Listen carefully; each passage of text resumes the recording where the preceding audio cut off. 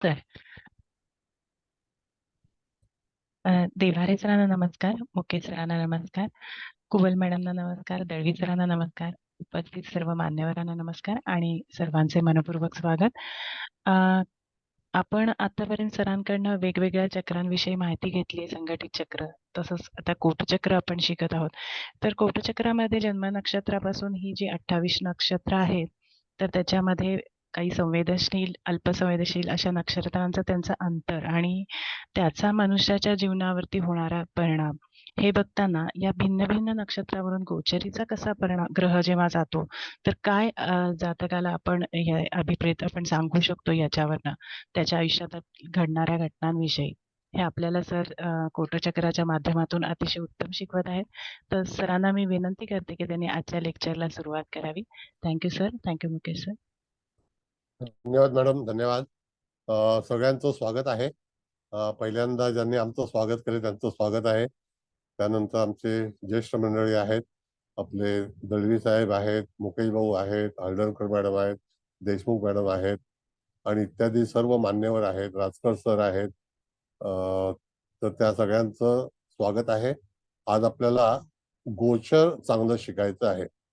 म्हणजे गोचरीचे परिणाम कोटचक्राच्या अनुसरून काय काय होतील, कुठल्या स्थानाबद्दलचा त्याचा प्रॉब्लेम असू शकेल किंवा तत्सम ज्या काही गोष्टी आहेत की त्याच्यावरती कसा फलादेश देता येईल किंवा एखाद्याची जी काही कुंडली असेल त्याच्यावरती गोचर जर दूषित चालू असेल तर गेल्या वेळेला तुम्हाला सांगितलं होतं की सगळी नक्षत्र जी आहेत तर त्या नक्षत्रांमध्ये किती काळ एखाद्या ग्रहाचं वास्तव्य असतं त्याला अनुसरून संकटाचं जे आगमन आहे किंवा निर्गमन आहे तर त्या दोन्ही गोष्टी ज्या आहेत तर त्या ह्याच्यावरती पाहिल्या जातात.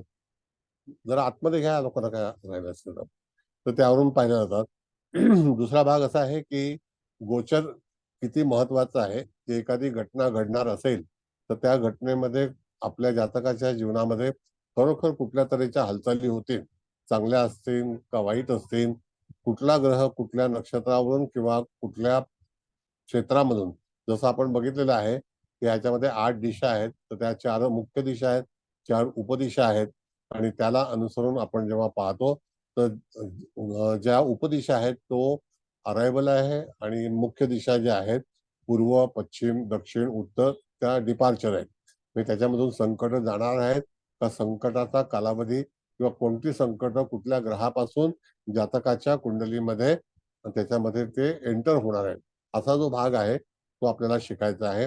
जर कोणाला काही प्रश्न असतील तर अवश्य विचारावे. तर तत्पूर्वी पत्रिका जी मी तुम्हाला सगळ्यांकडे पाठवलेली आहे तर त्या पत्रिकेला अनुसरून जर कोणाचे काही प्रश्न असतील तर मुख्यतः ह्याच कुंडलीच्या आधारावरतीच प्रश्न विचारावे. वैयक्तिक जीवनामध्ये काही विचारू नये. नक्षत्रांच्या बद्दलचा जो काही अभ्यास आहे तो ज्यांनी ज्यांनी केलेला आहे तर त्या ठिकाणी नक्षत्राचे जे अनुभव आहेत तर ते नक्षत्राचा अनुभव तुम्हाला त्याच्यामध्ये कॅल्क्युलेट करून नंतर भविष्य कथन केलं पाहिजे. दुसरा भाग असा आहे की मग गेल्या वेळेला पण अशी चर्चा झाली होती की नवमांश बघायचे का सूक्ष्मांश बघायचे का. तो नवमांश आणि सूक्ष्मांशाचा विचार जो आहे तो याच्यामध्ये येत नाही. पण जर समजा तुम्हाला जर त्याचा कालावधी काढायचा असेल तर मूळ पत्रिकेमध्ये एखादा ग्रह कुठल्या नवमाशामध्ये विराजमान असेल जन्माच्या वेळी त्याच वेळेला तुम्ही त्याला सांगू शकता की तो ग्रह पर्टिक्युलर नवमाशामध्ये जाताना त्या पर्टिक्युलर अंशावरती त्या ग्रहाला स्पर्श करणार आहे किंवा तिथून तो बाहेर निघणार आहे. तर त्याच्या इन बिटवीन तो जो काही ग्रह आहे तो त्या वेळेला त्या घटनेला जातकाच्या जीवनामध्ये काही प्रश्न किंवा काही ज्या काही सुटका आहेत किंवा यश आहे, अपयश आहे त्या सगळ्या गोष्टी निर्माण करतो. तर ज्यांना कोणाला कळलं नसेल तर त्यांनी नंतर विचारावं. पहिल्यांदा मुकेश भाऊ ती कुंडली मांडा, मुख्य कुंडली त्याच्यावरती ती कन्या लग्नाची कुंडली आहे. तर कन्या लग्नाच्या कुंडलीमधून तुम्हाला काय बघायचं आहे हा एक मुख्य प्रश्न आहे. आता इथे आपल्याला सगळ्यात पहिलं काय बघायचं आहे की जन्म हा जो कन्या राशीमध्ये आहे म्हणजे कन्या लग्नामध्ये तर तो किती 3 अंश 18 कलेचा आहे का.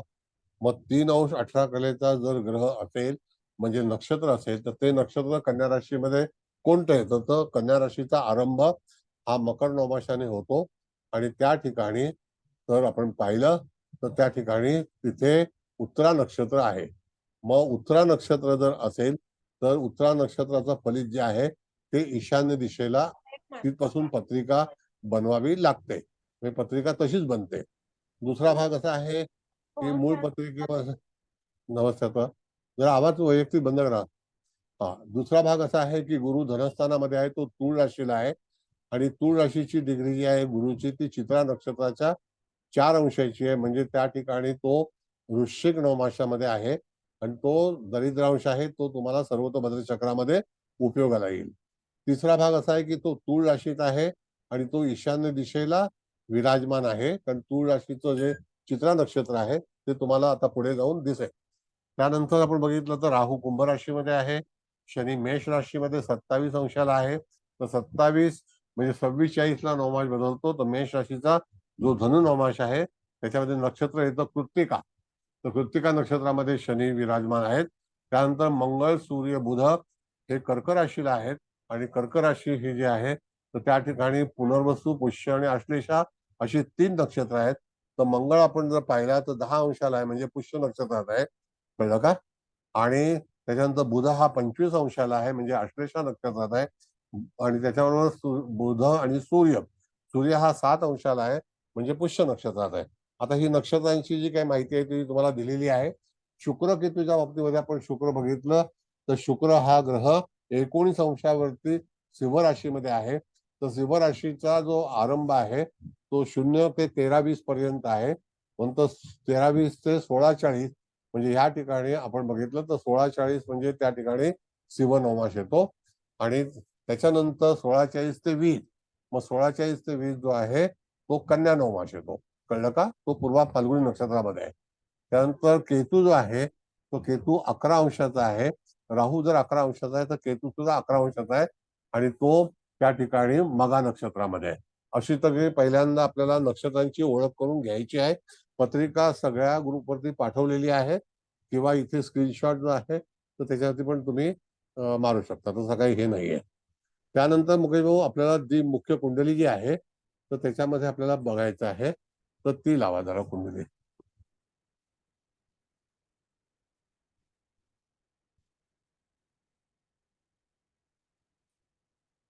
बघा आता ह्यामध्ये आपण जर बघितलं तर त्या ठिकाणी पुन्हा तुम्हाला पत्र हे आलेलं आहे. तर ते कोटचक्र जे आहे ते 24 जुलै 1970 सकाळी 10:18:53 जन्म आहे आणि गोचर आजचा आहे. सॉरी, गोचर 18 तारीखचा आहे. तर ते 19:45 म्हणजे त्या काळातलं आहे. 18 तारखेचं. आज तारीख कुठली किती आहे? 15 आहे. कळलं? 18 तारीखचं गोचर इथे लावलेलं आहे. कळलं? आता आलं का लक्षात? बरोबर आहे? होय. हा बर. आता याच्यामध्ये मूळ पत्रिकेमध्ये आपण ठरलेलं आहे. मूळ पत्रिकेमध्ये स्तंभ आपण बघितलेला आहे. तर स्तंभामध्ये जसं आता आपण पाहिलं तर लाल रंगाचे जे अक्षरं जी आहेत ती मूळ कुंडलीतली आहेत. लाल रंगाची अक्षरे म्हणजे ग्रहांचं जे दिलेलं आहे ते मूळ कुंडलीतलं आहे आणि त्याच्यानंतर निळ्या रंगाचं जे आहे ते गोचर आहे. कळलं का? तर पहिल्यांदा लाल रंगाचं जे काही भाग आहे ग्रहांची रचना कशी आहे तर ती आपल्याला बघायची आहे. तर गुरु जो आहे तो त्या ठिकाणी सेकंड स्टेजला आहे. कळलं का? सेकंड स्टेज म्हणजे आपण काय म्हटलेलं आहे? सेकंड स्टेजला आपण केलं ना पहिला पत्रिका प्रजा म्हटलंय ना. हा मग ती प्रजा म्हटलेलं आहे सेकंड स्टेजला. मग आता ही जर प्रजा म्हटलेलं आहे तर त्या ठिकाणी प्रजा कशा याच्यामध्ये आहे तर प्रजेमध्ये कोण कोण लोक आहेत. तर पहिल्यांदा आपल्याला स्तंभ बघायचा की राजा कोण आहे. तर आता हा राजा जो आहे तो रवी आणि मंगळ पुष्य नक्षत्रामध्ये आल्यानंतर त्यांना तो स्तंभ उत्तर दिशेतला मिळालेला आहे. बरोबर आहे का? आणि शुक्र आहे ना सर. शुक्र रवी आणि मंगळ शुक्र आहे. रवी आणि मंगळ दाखवले नाही आणि शुक्र आहे. रवी शुक्र. मूळ कुंडलीची तारीख 24/7/70 आहे का? 24/7/70 सांगितलं ना तुम्हाला. नाही इथे मग 11 आली आहे. नाही ती वेगळी सर हे लग्न चुकीचं पडलंय. हे 6 लग्नाची आणि ही 5 लग्नाची आली आहे. कन्या लग्नाची पाठवली मॅडम. हा, कन्या हो. लग्नाची. मग पूर्वा फाल्गुनी ह्याच्यामध्ये येतं ना, नाही पूर्वा बरोबर आहे फाल्गुनी. मॅडम. सीमेमध्ये. एक मिनिट थांबा. ही 2 11 महिने जुलै पण. 68 10-17 मुंबई आहे ना, हम्म, हे याच्यावर लिहिलेलं आहे. हे आणि कुठले लावलेले आहे? एक मिनिट. हे हम्म. 68 लावलेले ना? हा, 68 आहे. हो. 68. आणि 68. ही पाठवलेली हो 24/7/70 आहे. हा, रवी शुक्राची हा. युती आहे. रवी शुक्र तरी लावल्या काय रवी शुक्रचा? हा, दिसतंय. कारण माझ्याकडे हे नव्हतं ना, चष्मा घातला नव्हता. हा, बरं. आता रवी शुक्र हे स्तंभामध्ये आले, हे तर कळलं तुम्हाला. हम्म. तारीख आहे 11 जुलै 1968 सकाळी 10:17 एक मिनिट सर, ऐका ना. तुम्ही जी हा. पत्रिका पाठवली आहे ना, ती 24 जुलै 1970 पाठवली आहे आणि त्याच्यात स्तंभात रवी मंगळ आले, ते पुष्यात. मग आता ही इथे हा, बघा, ते मी दुसरी पाठवून देईन मी. बर. बरं, आता असं आहे हा, म्हणून की गोंधळ झाला सर थोडा. हम्म. याच्यामध्ये आपल्याला बघायचं, ही पत्रिका जी शेअर केलेली आहे ती पत्रिका बघा. तिथे बरोबर. रवी शुक्र एकत्र आलेले आहेत. कळलं का? हस्त नक्षत्रामध्ये केतू आहे.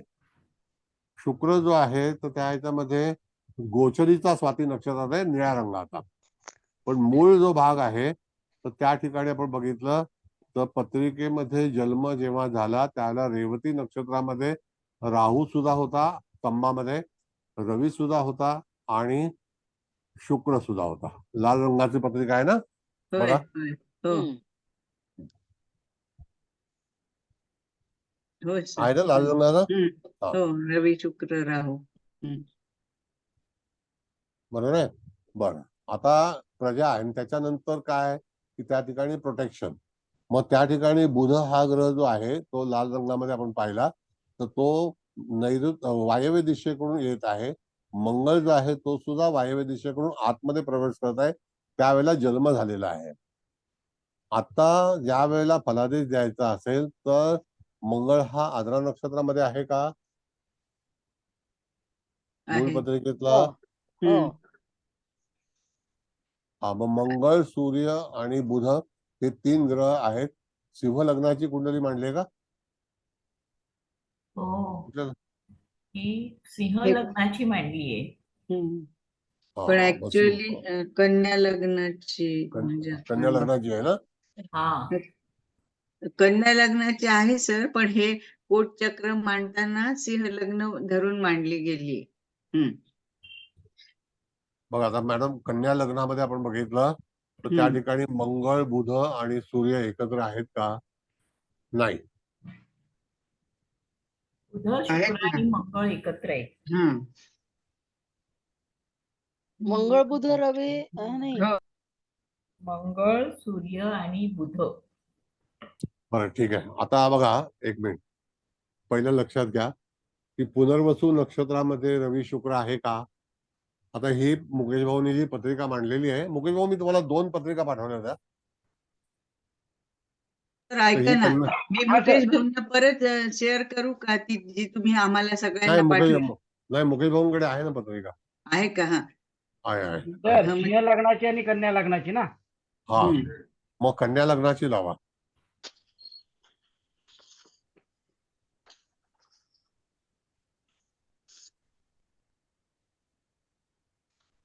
तर कन्या लग्नाची. हा, ही बरोबर. आणि ही पत्रिका वाचली आपण. आता पत्रिका काढा आणि ती जी पत्रिका आहे ना ती लावा सफेद.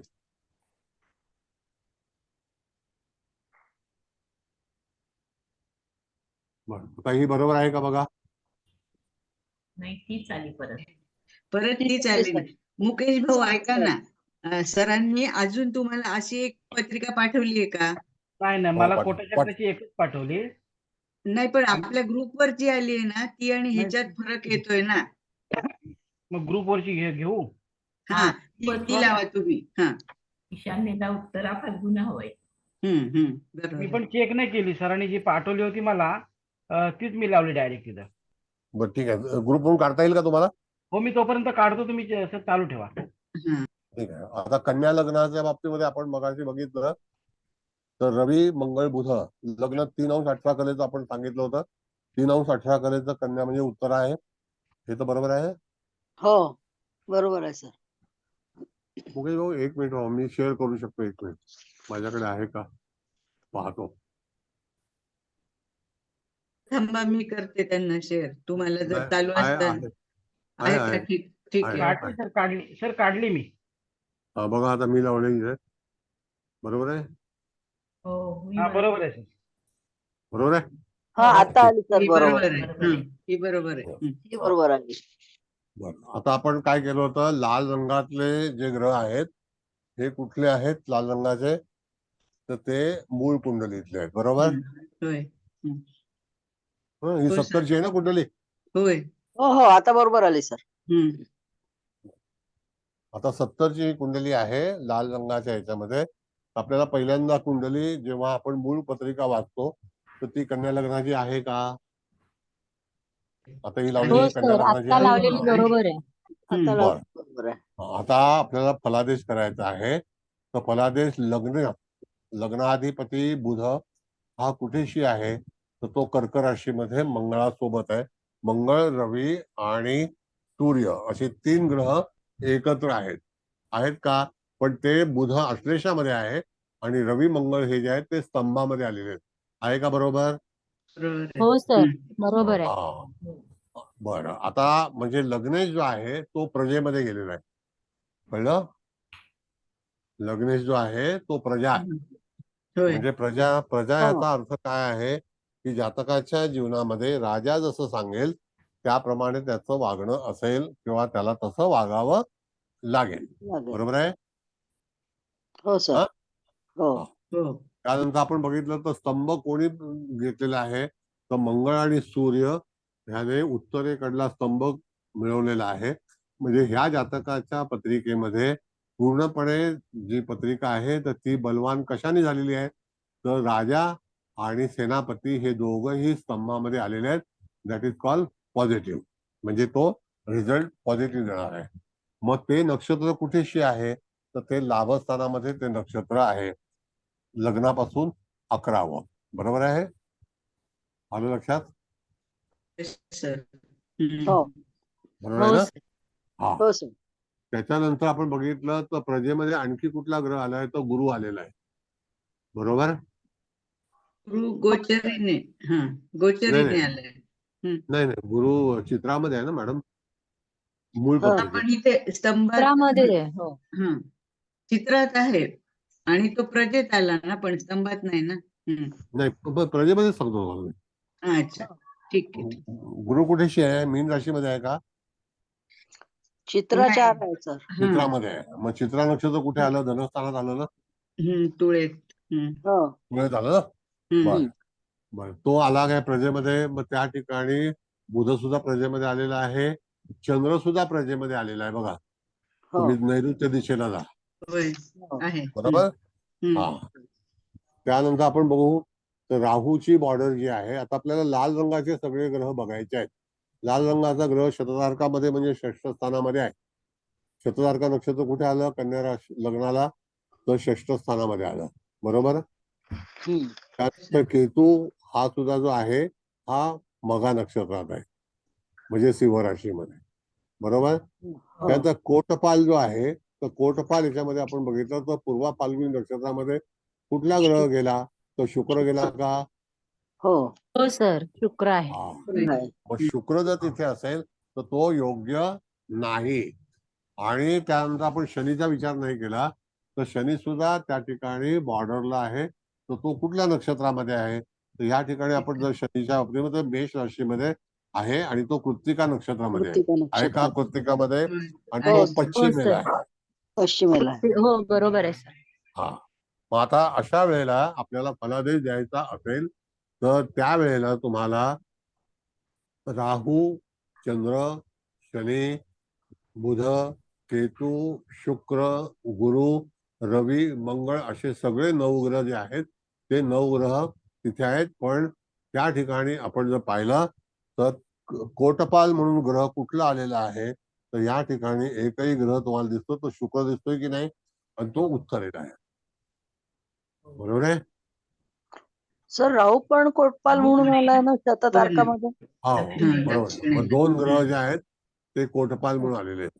हम्म. मग आता दोन ग्रह जर कोटपाल म्हणून आलेले आहेत तर त्या ठिकाणी राहू ह्याच कोटपालची भूमिका जी असेल ती कशी असेल, तर त्या ठिकाणी राहू जो आहे हा चाणक्य आहे, चालाक आहे, धुरंधर आहे. कळलं का? म्हणजेच काय की त्या ठिकाणी जातकाच्या जीवनामध्ये खरोखरी जर रक्षा जो आहे तो राहूच्या कडे दिली जाईल आणि तो इंटेलिजंट आहे. शुक्र हा जबाबदारी पेलवणारा ग्रह नाही. मग शुक्र हा कोण आहे, तर भाग्येश आहे. हम्म. कळलं का? पत्रिकेमध्ये भाग्येश आहे ना. होय. हो. सर. हा. बर. आता आपल्याला मूळ गोचर अप्लाय करायचं आहे. हे सगळं आपण परिचय करून घेतला. त्यामध्ये गोचरीचे जे ब्ल्यू रंगाचे जे ग्रह आहेत तर ते आज वर्तमानच्या ह्याच्यामध्ये आपण बघितलं तर 18 डिसेंबर 2023च्या पत्रिकेत, 18 डिसेंबर म्हणजे आतापासून 3 दिवसानंतर आहे. बरोबर आहे ना? हो. हा. मग त्यावेळेला जातकाच्या जीवनामध्ये आपण बघितलं तर चंद्र हा 18 तारखेला कुठे असेल, मूळ पत्रिकेपासून तो कितव्या ह्याच्यावरती आहे तो तुम्हाला पाहता आला पाहिजे. तर जेव्हा तुम्हाला आता निळ्या रंगामध्ये चंद्र शोधायचा गेला तर चंद्र शनीची युती शततारका नक्षत्रामध्ये 18 तारखेला असणार आणि तिकडेच राहू आहे. हो सर. हम्म. हो. बरोबर आहे. हो. हा. हो सर. बरं. आणि आता जर समजा तिथे राहू आहे तर याचा अर्थ जातकाच्या जीवनामध्ये कुंभ रास ही षष्ठ स्थानामध्ये मूळचा राहू आहे आणि गोचरीचा शनी तिथून चाललाय आणि नुकताच तिथे 18 तारखेला चंद्र सुद्धा प्रवेश करणार आहे. आता त्या ठिकाणी चंद्र हा लाभेश आहे, पण शनी हा षष्ठ स्थानामध्येच आहे आणि त्याच दरम्यान जातकाच्या जीवनामध्ये षष्ठ स्थान हे जबाबदारीचं आणि दुःख आणणारं स्थान आहे. म्हणून त्या ठिकाणी गोचर जे जातकाला लागलेलं आहे तर शनी एका नक्षत्रामध्ये 14 महिने वास्तव्य करणार आहे. बरोबर आहे. हो सर. हा. हो मग सर. आता 14 महिने जर वास्तव्य करणार असेल तर त्या ठिकाणी गोचरीचा आपल्याला बघायचंय की आत्ता शनी शततारका नक्षत्रामध्येच आहे आणि राहू सुद्धा शततारका नक्षत्रामध्येच आहे. तो 11 अंशाला आहे. म्हणजे 11 अंशाला जर आपण बघितलं तर राहूचं नक्षत्र 6 अंश 40 कलीला सुरुवात होते आणि त्या ठिकाणी 11 अंश बघितलं तर भयांश आहे का बघा. 6:40 ते 10 धनु नवमास आणि नंतर मग तो मकर नवमास आहे. म्हणजे मकर नवमाशामध्ये आहे राहू मूळचा. हो मकर मूळ. नवमास पापांश मध्ये. हा. मग आता आपल्याला काय बघायचं आहे की गोचर बघताना शनीचं भ्रमण हे शततारका नक्षत्रामध्ये आहे, हरकत नाही. पण मूळचा राहू जो आहे त्याच्या स्लॉटमध्ये शनी येणार आहे का आलेला आहे हे पाहता आलं पाहिजे. पण ते शततारका नक्षत्रामध्येच आहेत एवढं नक्की. आता जर कोणाकडे जर पंचांग असेल किंवा आता नुकतंच जर हे पाहिलं तर शनी किती अंशाचा आहे त्यावरून आपण नक्षत्राच्या बिंदूचा शोध घेऊ. आजचा शनी सर. हा. आजचा शनी आजचा बघायचा ना. हा 8 अंशाचा 8 अंशाचा 8 अंशाचा म्हणजे 8 अंशाचा शनी आहे आणि मूळचा राहू 11 अंशाचा आहे.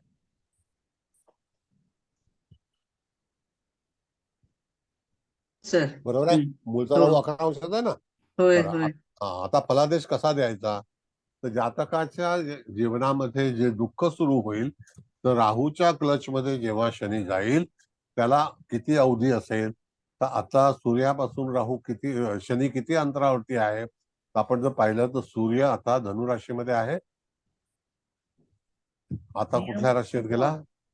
धनुराशी. धनुराशीत. हा. मग धनुराशीमध्ये आता मूळ नक्षत्रात आज आहे. आज तस्करांश मध्ये रवी आहे. रवी बरोबर आहे. आणि त्याच्यामुळे या शनीची गती वाढलेली आहे. गती कशी ओळखायची की एखाद्या ग्रहापासून गोचरीचा रवी हा किती अंश मागे आहे. तर धनुरास 30 अंश, मकर रास 30 अंश म्हणजे 60, आणि त्याच्यामध्ये कुंभ राशीला 8 अंश, म्हणजे 60 आणि 8 68 अंश मागे आहे. याचा अर्थ हळूहळू रवीची गती ही वाढलेली असेल. आणि जेव्हा घटना होणार असेल तर साधारणतः जर तुम्ही बघितलं तर आता जानेवारी महिन्यामध्ये रवी शनी रवी असेल तो मकर राशीत असेल आणि 15 फेब्रुवारीला बरोबर त्या ठिकाणी शततारका नक्षत्रामध्ये राहू, मूळचा आणि गोचरीचा शनी याची ही घटना होणार आहे. त्यावेळेला आपल्याला फलादेश देते वेळी 11 अंशाचा जर राहू असेल त्यावेळेला नेमका शनी 11 अंशाला स्पर्श करेल. त्याच वेळेला त्या ठिकाणी जातकाच्या जीवनामध्ये पंचमाधिपती आणि षष्ठाधिपती दोन्ही शनी असल्यामुळे तो राहूच्या युतीत असल्यामुळे गोचरीच्या काही घटना षष्ठस्थान आणि पंचम स्थानासंदर्भात होती न. आल्या लक्षात? पण कधी होती? मूळ पत्रिकेचा राहू हा 11 अंशाचा आहे. म्हणजे शनी 11 अंशावर जेव्हा येईल तेव्हा घटना घडेल येस असं नसेल. येस येस येस म्हणजे मॅडम. शनी येतो आहे 21 जानेवारीला. त्यानंतर आपण बघितलं मॅडम तर त्या ठिकाणी राहू हा मूळचा कोटपाल आहे की नाही? हो. मग शनी सुद्धा गोचरीने तिथे कोटपाल म्हणूनच उपस्थिती देणार आहे. त्यावेळेला आपण बघितलं तर त्या ठिकाणी आता रवी सुद्धा कोटपाल म्हणूनच आहे गोचरीचा, बुध सुद्धा कोटपाल म्हणूनच आहे गोचरीचा. होय हो. कळलं? होय होय म्हणजे काय की जातकाच्या जीवनामध्ये आता काही प्रश्न उपस्थित होती न. मंगळ पण आहे. मंगळ त्या अलीकडे आहे ना मॅडम? हा अलीकडे आहे. हो बरोबर आहे. हा मंगळ रवी बघा बुध कुठे आहे? आहे, राहू शनी सगळे. हा. मग आता अशा वेळेला मंगळ ज्येष्ठामध्ये आहे का गोचरीचा? आपण गोचरीचा विचार करत आहोत. हो ज्येष्ठामध्ये. मग तो सुद्धा कोटपाल मध्येच आहे पण तो पूर्व दिशेला आहे. बर, आता भाग असा राहिला मॅडम की उत्तरेकडून येणारं दुःख हे स्तंभामध्ये येईल. त्यावेळेला तिथे नक्षत्र असेल अभिजित, तर अभिजित मध्ये ग्रह जात नाही. त्याला तुम्हाला धनिष्ठा नक्षत्राचा विचार करायचा आहे आणि श्रवण नक्षत्राचा विचार करायचा आहे शनीच्या बाबतीमध्ये. कारण का की जो काही भाग आहे तो उत्तरेकडून तो शततारका नक्षत्र कुठे गेलं? बाहेर गेलं ना, एक्झिट आहे. हो. म्हणजे तिथे स्तंभामध्ये येणार नाही. एक्झिट आहे ना तो नाही येणार. नाही येणार. मग आता स्तंभाच्या आतमध्ये येणारा ग्रह कोण असेल तर त्या ठिकाणी सूर्य असेल. तो सूर्य स्तंभामध्ये येणार आहे का? तर येणार. पण कधी येणार? ज्या वेळेला उत्तराषाढा नक्षत्र, पूर्वाषाढा, उत्तराषाढा नंतर काय येतं? श्रवण. म्हणजे अभिजितच्या ठिकाणी येईल त्यावेळेला तो स्तंभामध्ये असेल. बरोबर हो. नाही का? मग आता पहिल्यांदा स्तंभामध्ये गोचरीचा ग्रह येणारा कोण आहे? तो स्तंभ मजबूत होणार आहे. तर तुम्हाला मी सांगितलं की सूर्य हा 14 दिवस वास्तव्य करणार आहे. तर जातकाच्या जीवनामध्ये मूळचा रवी हा स्तंभामध्ये आहे आणि तिथे मंगळ सुद्धा स्तंभामध्ये आहे. तर जातकाला जे काही स्फूर्ती किंवा त्याचं सिंहासन किंवा त्याला यश हे आपल्याला सूर्य जेव्हा धनिष्ठा श्रवण नक्षत्रामध्ये जाईल त्या दरम्यान जातकाच्या जीवनामध्ये कलाटणी होईल. म्हणजे कधी होईल ती? तर जानेवारी महिन्यामध्ये. जानेवारी महिन्यामध्ये आपण जर पाहिलं तर त्या ठिकाणी उत्तराषाढामध्ये पहिलं चरण असतं. म्हणजे दुसरं चरण जे आहे ते त्रिपाद नक्षत्र आहे. म्हणजे जातकाला आपण सांगायचं की ज्यावेळेला सूर्य, मग तेव्हा तुम्हाला सांगितलेलं आहे की एका नक्षत्रामध्ये सूर्य हा किती काळामध्ये राहतो? तर 14 दिवस. बरोबर आहे? हो. हा, म्हणजे 14 दिवसामध्ये ती घटना होईल. बर, आता जर समजा आपण असा विचार केला की एखादा डेलिकेट प्लॅनेट आहे आणि तो डेलिकेट प्लॅनेट ज्या वेळेला तिथून जेव्हा एंट्री करतो तर त्यावेळेला त्या ग्रहावरून तो जाणार असेल तर तो ग्रह कोणता? बरोबर आहे. हम्म. एखादा ज्यावेळेला नाजूक ग्रह चंद्र, बुध, शुक्र, हम्म. गुरु हे डेलिकेट प्लॅनेट आहे. होय. कळलं का?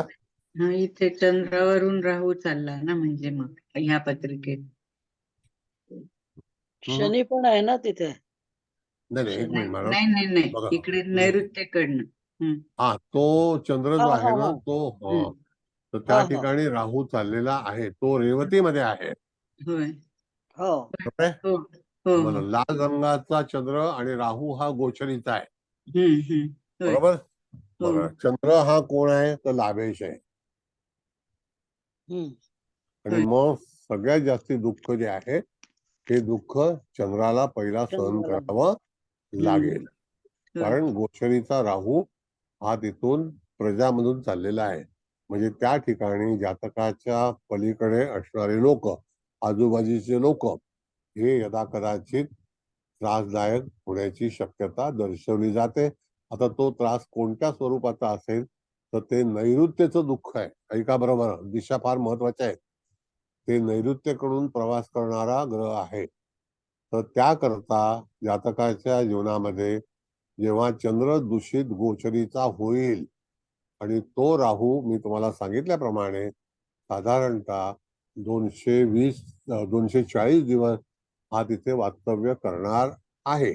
तर त्या दरम्यान तुम्हाला जो नाजूक ग्रह असतात, जे डेलिकेट प्लॅनेट आहेत, त्यांच्यावर एखादा क्रूर ग्रह जेव्हा प्रवास करतो तर तो कुठल्या सेक्टरमध्ये असेल त्याप्रमाणे जातकाच्या जीवनामध्ये काही प्रश्न उपस्थित होतील. तर चंद्र हा लाभेश आहे आणि चंद्र मनाचा कारक आहे. चंद्र अंतर्मनाचा कारक आहे. मग अशा वेळेला त्या जातकाच्या जीवनात मानसिक काही घटना ह्या पर्टिक्युलर रेवती नक्षत्रामध्ये मूळचा चंद्र असल्यामुळे तिथे घडल्या जातील किंवा घडतील.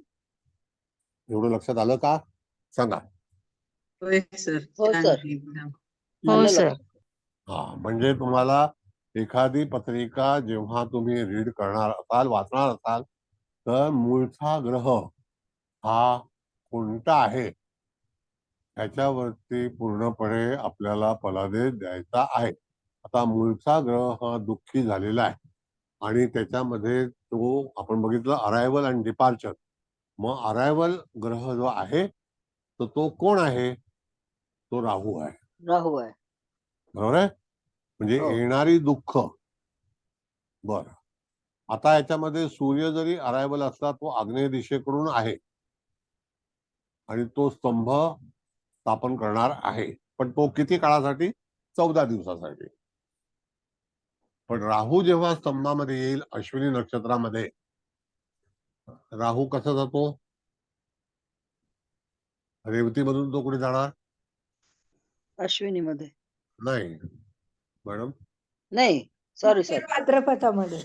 उत्तरा भाद्रपदामध्ये. हा, मग आता त्या ठिकाणी आपण बघितलं तर रेवती नंतर अश्विनी लागतं, पण ऑलरेडी अश्विनीतून राहू गोचरीचा गेलेला आलेला आहे. आलेला. म्हणजे त्या ठिकाणी तो ग्रह हा पुढे जाणार. तर तो कधी जाणार? तर आता जस्ट राहू अराईव्ह झालेला आहे. आता आगमन झालं राहूचं साधारणतः 1 महिन्यामध्ये. हो. बरोबर. मग 240 म्हणजे आता 210 दिवस अजून तिथे वास्तव्य राहूचं त्या सेक्टरमध्ये असेल. आणि ते सेक्टर म्हणजे सप्तम स्थान आहे. रेवती नक्षत्र पूर्णपणे चतुष्पाद आहे आणि त्याच्यामध्ये सप्तम स्थानामध्ये राहूचं भ्रमण असेल. तर सप्तम स्थानामध्ये जातक हा किती वयाचा आहे तर त्याला अनुसरून सप्तम स्थान related with the child and children. बरोबर आहे. बघा, सप्तम स्थान काय? कन्या लग्नाला सप्तम स्थान म्हणजे मीन ना. हो. मीन म्हणजे रेवती. हो सर. आहे. हा, मीन म्हणजे रेवती. हो. हा, मग आपल्याला असं सांगायचं की ज्या वेळेला त्या नक्षत्रामधून राहू जाईल आणि प्रजेचं स्थान असल्यामुळे जातकाच्या जीवनात यदा कदाचित एखादं दुःख त्याच्या सराउंडिंग मध्ये असणारी लोक, त्याच्या आजूबाजूचे लोक निर्माण करतील. आणि ते कधी करतील तर ह्या 210 दिवसामध्ये ते करतील. कोणाला करतील तर मूळच्या चंद्राला. चंद्र हा कोण आहे तर मानसिक दुःख देणारा ग्रह आहे, म्हणजे मानसिक सुख देणारा ग्रह आहे, पण तो राहूमुळे दुःखी झालाय. ठीक Got आहे. it? हो सर. हो सर, आलं लक्षात सर. हा, म्हणजे कोटचक्राची भूमिका तुमच्या लक्षात आली असेल असं मला वाटतं. होय हो सर, आली. हो हे गोचर महत्वाचं आहे.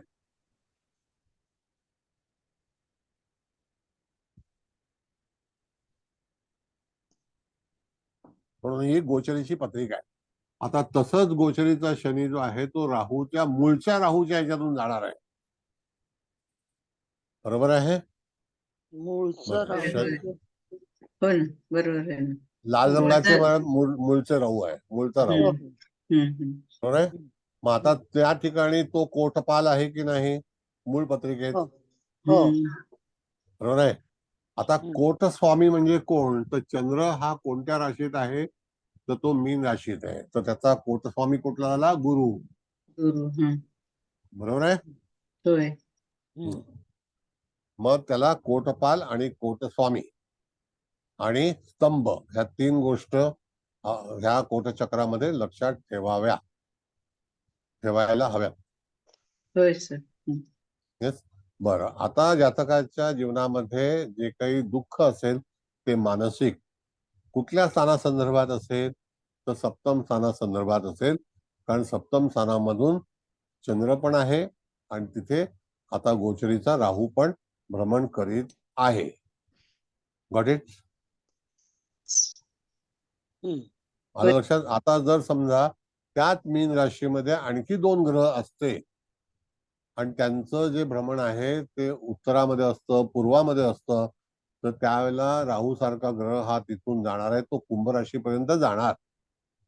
त्यावेळेला त्या ठिकाणी जातकाला जर दुसरे ग्रह असते, इत्यादी ग्रह असते, तरी सुद्धा त्या ग्रहांपासून जातकाच्या जीवनामध्ये काही प्रश्न उपस्थित झाले असतील किंवा होतील. बरं, आता ही 18 तारीखची जी पत्रिका जी आहे गोचरीची, त्याला कारण काय की 18 तारखेला चंद्र कुठे असेल त्याच्यावरती ही पत्रिका बनवलेली आहे. पण बाकी इत्यादी ग्रह जे आहेत त्याच्यामध्ये काही बदल होईल का तर नाही होणार. चंद्रामध्येच बदल होईल फक्त. हा, मग चंद्र आता जर कुठे असेल तर मूळ पत्रिकेमध्ये तुम्ही बघितलं तर तो लाल रंगाच्या ह्याच्यामध्ये बघितलाय. तर निळ्या रंगाचा चंद्र हा कुठेशी आहे तर आजचा चंद्र जो आहे तो कुठल्या राशीत आहे? कुंभ राशीत आहे. होय. हो. होय ना. आजचा हो. चंद्र जो आहे इथे कुठे दाखवलाय? कुंभ राशीत दाखवलाय. पण आज चंद्र जो आहे तो मकर राशीत आहे का आजचा? हो सर, हो. 18चा कुंभेला म्हणजे आजचा मकरलाच. हा, नाही म्हणजे आता कसं आहे मॅडम सांगतो तुम्हाला. चंद्र हा टूवर्ड्स दक्षिण चाललेला आहे. कुठून तर धनिष्ठामधून पुढे शततारकामध्ये. बरोबर आहे? हो ना. नाही का?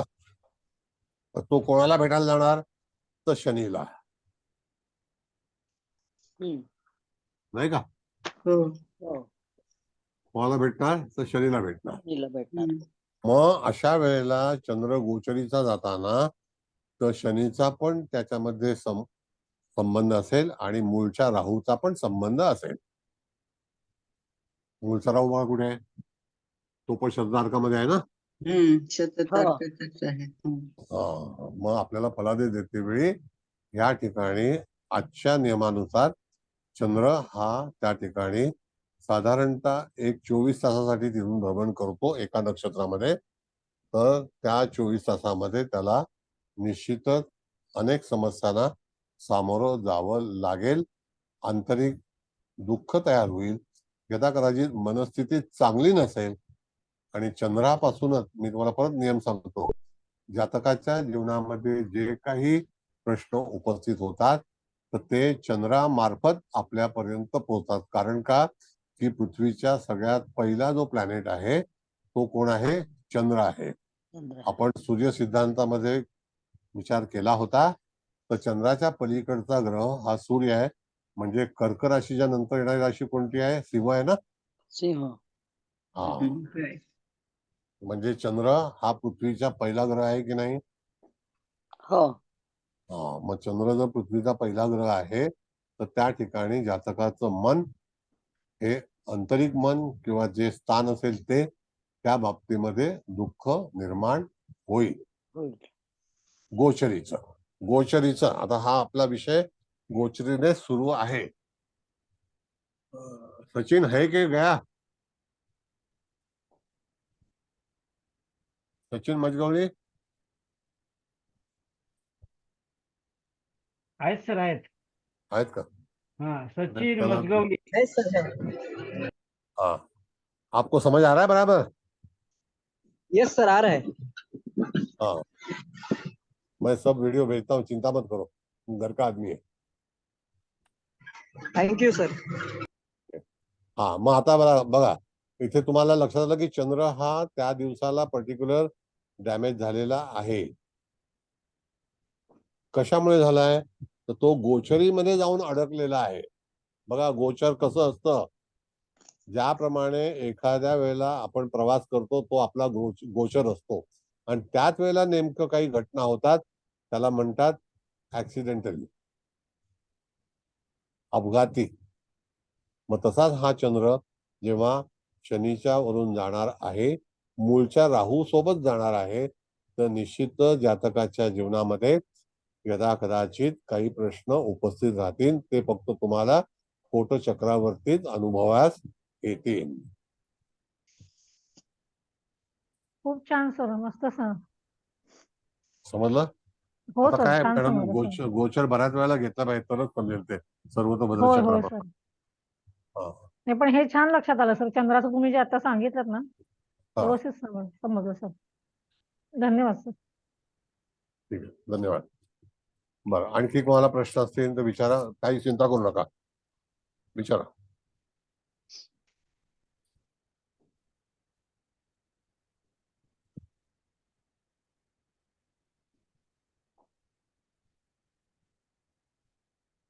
बोला.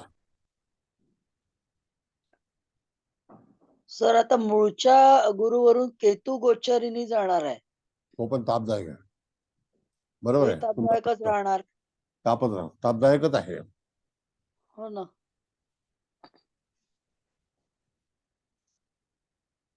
बरं, आता त्यामध्ये मॅडम आपण जेव्हा लाल रंगाचं बघितलं, तर गुरु आणि केतू हा निळ्या रंगाचा आहे हो गोचरीने.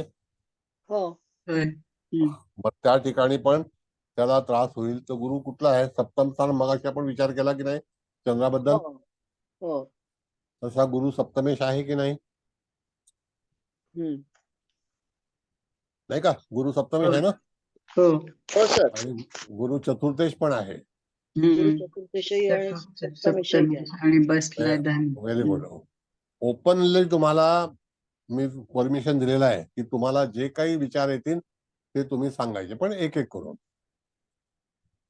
लोकांना डिस्टर्ब न करता.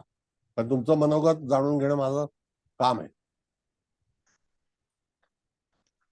आता जसं मॅडमनी सांगितलं की त्या ठिकाणी गुरु केतूची युती ही झालेली आहे, म्हणजे जातक हा राहू शनीच्या युतीत आहे, गुरु केतूच्या युतीत आहे. तर सध्याचे दिवस कसे असतील कळलं? हो सर, आलं लक्षात.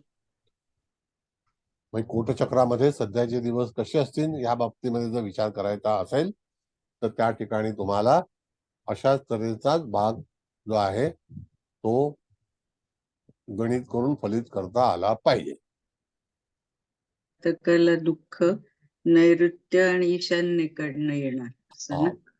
Yes. आता ईशान्य दिशेतलं दुःख हे जे आहे ते कौटुंबिक आर्थिक असं आहे, आणि नैऋत्यकडलं किंवा सॉरी ते दक्षिणेकडलं दुःख जे आहे ते व्यावसायिक आहे, कारण दक्षिण दिशा ही व्यवसायाची दाखवली जाते.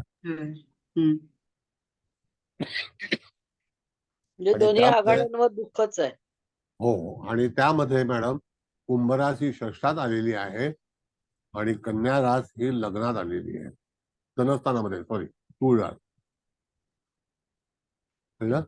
म्हणजे सर होय. त्याला स्वतःलाही काही आजार पण येऊ शकेल? नाही, आजारापेक्षा इत्यादी गोष्टी ज्या आहेत ना मॅडम, म्हणजे घटना, आता शत्रुत्व होईल, कोर्ट कचेरी आहे, कर्ज आहे, अच्छा. एखाद्या वेळेला काही अपघात आहे ऑफिसमधलं काही किंवा मॅटर आहे असं. मॅटर आहे, नोकरीमध्ये काही प्रश्न असतील किंवा रोग पण असू शकतो. मग त्या ठिकाणी जातकाला प्रसंग केव्हा भोगावा लागेल ह्या बाबतीमध्ये आपल्याला विचार करायचा असतो. त्यावेळेला ही पत्रिका तुम्हाला अशा तऱ्हेने काम करते. कोटचक्राचे नियम आहे. कोटचक्राचे नियम अशा तऱ्हेने आहेत.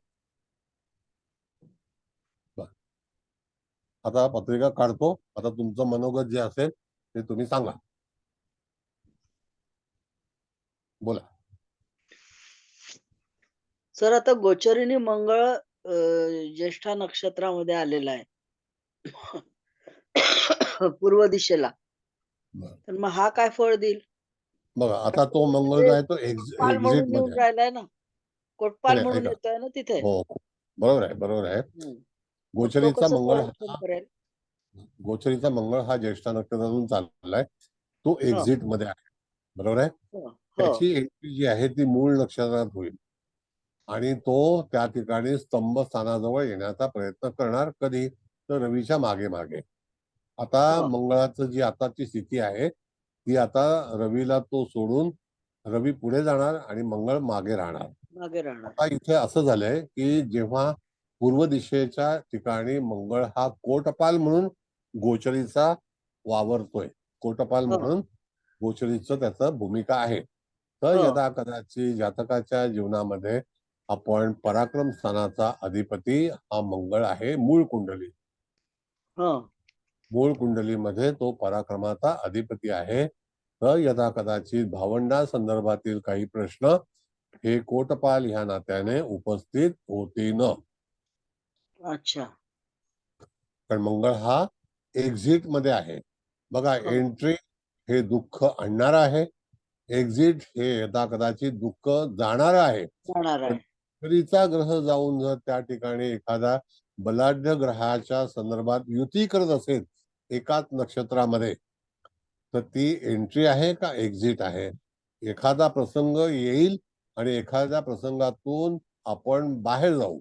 आता जसं मगाशी आपण पाहिलं की गोचरीचा चंद्र हा गोचरीच्या शनियुक्त दक्षिण दिशेकडून तो दक्षिण बाहेर दिशेत. जाणार आहे, पण तिथे राहू विराजमान आहे आणि हा हेड ऑन जो पोझिशन ज्याला आपण म्हणतो हेड ऑन पोझिशन, हो. की शनी सुद्धा येतोय आणि चंद्र सुद्धा जातोय आणि राहू तिथे मूळचा आहे. तर अशा वेळेला ती घटना ही पर्टिक्युलर 18 तारखेच्या दरम्यान होऊ शकते. ही चंद्रावरून पाहणारी घटना आहे आणि पाहिली जाते.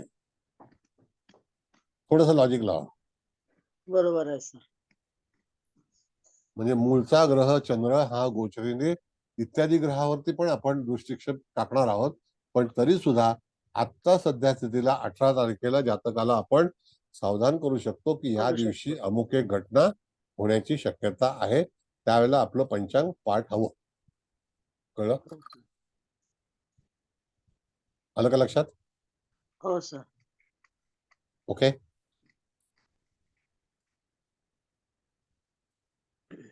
सर अजून एक आहे की आता हा चंद्र आणि शनी बाहेर निघून राहिलेत आणि रवी आणि बुध गोचरीने मूळ नक्षत्रात आहेत, आतमध्ये बरोबर आतमध्ये येऊन राहिले. मग हे कसं हे करतील आहे? फळ सांगतो. देतील? हा, सांगतो. आता एखादी जागा चांगली प्राप्त होण्यासाठी एखादा ग्रह आगमन करणार आहे का गोचरीतून? कळलं? आणि एखाद्या गोष्ट सत्ता मिळाल्यानंतर ती सत्ता आपल्या हातून जाणार आहे का? तर त्याकरता तुम्हाला ह्या 4 मुख्य दिशा आहेत, त्यातले जे ग्रह आहेत ते डिपार्चर मध्ये आहेत आणि हो. उपदिशा ज्या आहेत ते अरायवल मध्ये आहेत. अरायवल मध्ये आले आहेत. तर एखादी घटना ही तुमच्या जीवनामध्ये चांगली होणार आहे का? तर त्याकरता ग्रह सुद्धा गोचरीने चांगला हवा. हो. जर गोचरीने ग्रह चांगला नसेल तर तो ठिकाणी गोचर सुद्धा तुम्हाला जर इन्वर्ट असेल म्हणजे आगमनामध्ये असेल, अरायवल मध्ये असेल, तर त्या ठिकाणी दुःखाला आरंभ होण्याची शक्यता आपल्याला आपण विचार करू शकतो. अच्छा. Got it? आणि हो जर सर. एखादा ग्रह एक्झिट मध्ये असेल म्हणजे डिपार्चर मध्ये असेल तर हम्म. आलेलं दुःख हे त्या अवधीमध्ये जाणार आहे. जाणार आहे. बरोबर आहे? आलं लक्षात सर. म्हणजे मूळ पत्रिकेवरती पूर्णपणे आपल्याला त्याचा फलादेश देता आला पाहिजे. अदरवाईज तुम्हाला फलादेश देता येणार नाही. म्हणजे आता जर समजा तुमच्या हातामध्ये पत्रिका आहे, तुमच्याकडे ट्रान्झिट सुद्धा उपलब्ध आहे आणि मूळ पत्रिका पण तुमच्याकडे आहे, तर त्याच्यावरती तुम्ही त्याचा फलादेश कोटचक्रावरती तुमचा अनुभव तुम्ही त्याला सांगू शकता. आहे डिफिकल्ट, पण थोडासा अभ्यास करावा लागेल. हो सर. नाही आता सर, तुम्ही भरपूर करावं लागेल अभ्यास. नाही म्हणजे आता तुम्ही कसं आहे, नाही, छान समजतंय छान, पण म्हणजे इतकं तुमच्यासारखं पटपट सांगायला भरपूर अभ्यास करायला लागेल. नाही ते ठीक आहे, पण तरी सुद्धा आता एवढे दिवस तुम्ही अभ्यास करत आहात, हो निरनिराळे ना. विषय शिकत आहात. हं. नुसतं प्राथमिक शिकून मी तुम्हाला वाचस्पती म्हटलं तर नाही. त्याच्यामध्ये चालेल का? नाही चालणार. नाही. इथे सुद्धा एवढं शिकून सुद्धा वाचस्पती होणार. मला ऐका ना सर, एक कन्फ्युज होते थोडस, मी विचारते फारच हे असेल प्रश्न, पण माझ्या ते डोक्यात मगापासून येते. हे बघा, मूळचा चंद्र आहे हा, त्याच्यावर गोचरीचा राहू नैऋत्येकडनं हे करतो म्हणून आपण दुःख येईल म्हणतो, कारण तो आत चाललाय हा. पण मग इकडे दक्षिणेला मूळचा राहू आहे ऑलरेडी, आणि तिथे चंद्र शनी आले, पण मग आपण ते दुःख जाईल असं म्हणायला हवं ना मग. एखादा दुःखदायी दुःखामध्ये अडकणारा पण ग्रह असतो ना तो. गोचरीने जेव्हा एक्झिटला ग्रह चाललेला आहे, पण एखाद्या ठिकाणी आपण समजा सिनेमातून थिएटर सुटल्यानंतर किती लोक बाहेर पडतात, एक एक पडतो का बाहेर? तर नाही. त्यावेळेला आपल्याला तिथे वेट करावं लागतं. पुढे अडथळा असतो. तर हम्म. दक्षिणेला जरी चंद्राचं भ्रमण गोचरीने असलं तरी सुद्धा त्याला 2 अडथळा पार करून पुढे जावं लागेल आणि तो काळ फक्त 18 तारखेसाठी चंद्राचा आहे. हो, थोडा वेळ. हा, कारण तिथे चंद्रा मूळचा राहू पण आहे आणि आता गोचरीने चंद्राबरोबर शनी पण आहे म्हणून असं. बरोबर हा, बरोबर हा, बरोबर. ठीक. पण ते दुःख फक्त 18ला आहे, 19 तारखेला नाही. नाही. हा. बरोबर आहे. पण शनी आणि राहूची युती जी आहे ही दीर्घकाळ चालणार आहे, अजून 210 दिवस चालणार आहे. याचा अर्थ की त्या ठिकाणी षष्ठाधिपती आणि राहू यांची युती ही कोटचक्रामध्ये शततारका नक्षत्रामध्ये दीर्घकाळ असेल. मूळचा राहू आणि गोचरीचा शनी यांची युती ही दीर्घकाळ तिथे असेल, तर त्यावेळेला जातकाला चंद्रापेक्षाही दुसरा त्रास जो आहे तो जास्त होण्याची शक्यता आहे. आता वय वर्ष 70 असल्यामुळे त्या ठिकाणी तुम्हाला पंचम स्थानाचा पण विचार करणं गरजेचं आहे. बरोबर आहे. कारण पंचमेश पण शनीच आहे ना. पंचम स्थानाचा पण विचार करणं गरजेचं आहे, नाहीतर तुम्ही करू शकत नाही. बरोबर. म्हणजे हार्टचा त्रास होऊ शकतो का? दरवेळेला मॅडम एकच असा हार्टचा होईल असा काही भाग नाहीये. बघा, चतुर्थेश कोण आहे तर गुरु आहे, शनी कोण आहे तर पंचमेश आहे. तर पंचम स्थान हे कदाचित त्या वयामध्ये मुलाच्या बाबतीमध्ये त्रास होईल. आता 70चा जन्म आहे आणि मुलं समजा 18 वर्षाची असतील तर मग अशा ह्या घटना जेव्हा येतात तर त्यावेळेला गोचरीचा ग्रह हा कोणाच्या मुखातून भ्रमण करीत आहे किंवा ओव्हरलॅप करत असेल त्याच्यावरून त्याचं दुःख हे येऊ शकतं. आता उदाहरण म्हणून आपण जर विचार केला कालांतराने तर मंगळ सुद्धा त्या ठिकाणी कुंभ राशीतून काही काळानंतर जाणार आहे. कधी? आफ्टर 4 मंथ, 4 महिन्यानंतर. तर त्यावेळेला तो सुद्धा राहूच्या मुखातून जाईल. पण किती काळ? तर एका नक्षत्रामध्ये मंगळ हा साधारणतः 20 दिवस वास्तव्य करेल. तर ते 20 दिवस जातकाने व्यवस्थित सांभाळायचे असतात किंवा त्या 20 दिवसामध्ये यदा कदाचित जातकाच्या जीवनामध्ये काही दुःख कष्ट निर्माण होतील किंवा त्याला प्रसंगाला सामोरं जावं लागेल. थँक्यू. बरोबर आहे?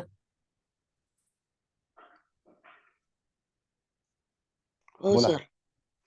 म्हणजे तुम्हाला गोचरीचे ग्रह मूळच्या पत्रिकेवरून जेव्हा जातात तर त्यावेळेला तुम्हाला तिथे असा विचार केला पाहिजे.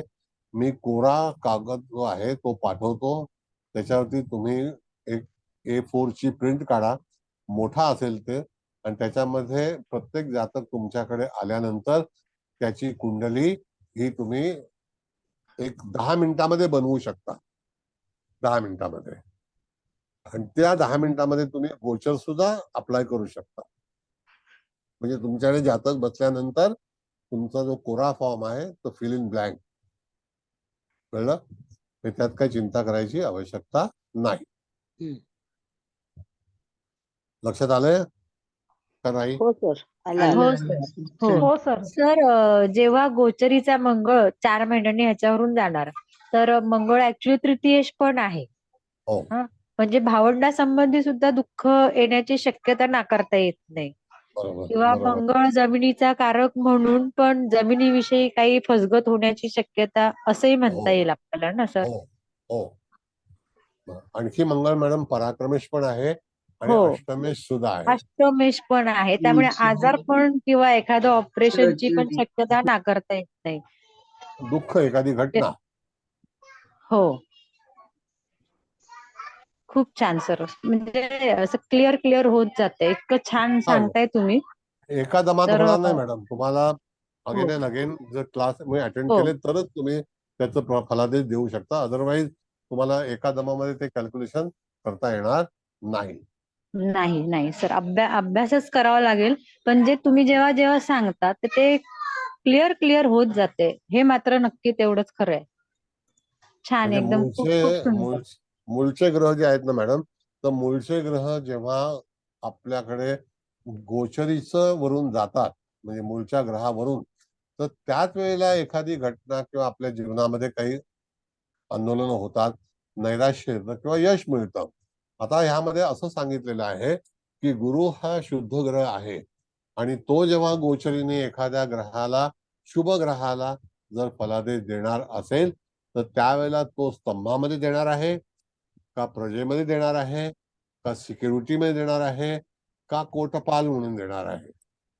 इथे गोचरीचा ग्रह हो सर सर. स्तंभामध्ये येतोय अश्विनी नक्षत्रात. मग हरकत नाही. तो किती कोण आहे? तो कोण आहे? तो तो चतुर्थेश आणि सप्तमेश आहे ना. हा. आणि दुसरं नाही, ग्रह कोण आहे मॅडम? तो आहे ग्रह गुरु कोण? गुरु ना. म्हणतायत त्या. गुरु आहे ना. ठीक आहे, गुरु आहे, हरकत हम्म. नाही. तो जर स्तंभामध्ये आला तर हम्म. त्या ठिकाणी त्या स्तंभामध्ये येताना त्याचं वास्तव्य किती अवधी? हम्म. कळलं? गुरु. आता हम्म. हा म्हणजे तिथे आपण जर बघितलं तर त्या ठिकाणी गुरु हा किती काळ वास्तव्य करेल? एक सिंपल गोष्ट तुम्हाला मी कॅल्क्युलेशन सांगतो. हम्म. बरोबर आहे का? 365 ला 9 भागिले करायचे. हम्म. 365 ला भागिले 9, हम्म. तर त्या ठिकाणी 42 येतात का? 40 9 चोक 36. 40. हं. 40 दिवस येतात. बरोबर आहे. आता 40 दिवसाला 4 भाग केले तर साधारणतः गुरु एका नवमाशामध्ये 11 दिवस असतो. हम्म. बरोबर आहे. आता हो सर. 11 दिवस असल्यानंतर ती घटना that within 11 days will happen. कधी? जर मूळचा ग्रह ज्या नक्षत्रामध्ये आहे त्याच्या नवमाशामध्ये तो केव्हा स्पर्श करणार असेल तर गुरुला 11 दिवसाच परमिशन आहे, संमती आहे. हे कॅल्क्युलेशन तुम्हाला लक्षात ठेवणं गरजेचं आहे. एखादा शुभग्रह येणार आहे आणि तो त्या स्तंभामध्ये किती काळ वास्तव्य करणार आहे, तर तो 40-42 दिवस वास्तव्य करणार आहे. त्यातल्या त्यात एका नवमाशामध्ये किती करणार आहे, तर 11 दिवस करणार आहे. मग 11 दिवस करते वेळी तो जर शुभग्रह असेल किंवा स्तंभामध्ये असेल तर आता बघा तुम्ही, राजस्थानचं इलेक्शन झालं, छत्तीसगडचं झालं, तर त्या मनोज शर्माचे स्टार कसे असतील की त्या व्यक्तीला, हे खरं कोटचक्र राजस्थानचं आहे, तर त्या ठिकाणी मनोज शर्माजींना मुख्यमंत्री पद म्हणून मिळालं अशी, आणि ते पहिल्यांदा निवडून आलेले आहेत आमदार म्हणून. मग नशीब हो. लागलं की नाही मला सांगा. नशीब म्हणजे नशीब असतं. स्तंभात त्यांच्या स्तंभात जास्ती ग्रह आले असतील मग. हा एखादा ग्रह शुभग्रह आला असेल, हा शुभग्रह आला असेल, त्यांनी ते देऊन गेलं ना.